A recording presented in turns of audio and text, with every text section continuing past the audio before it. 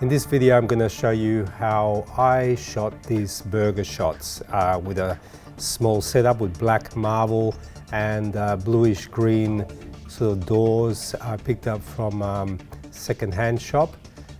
We built a small setup and we're going to try to make it look like daylight coming through a window. We will try a few different ways of lighting to see which one enhances the shot and gives it the mood we want. For the lighting, I used a Photo D1 and a strip light, which I can turn vertical or horizontal. This was about 2 meters to 3 meters away from the subject, so it gave me, I could still shoot through the card I cut out.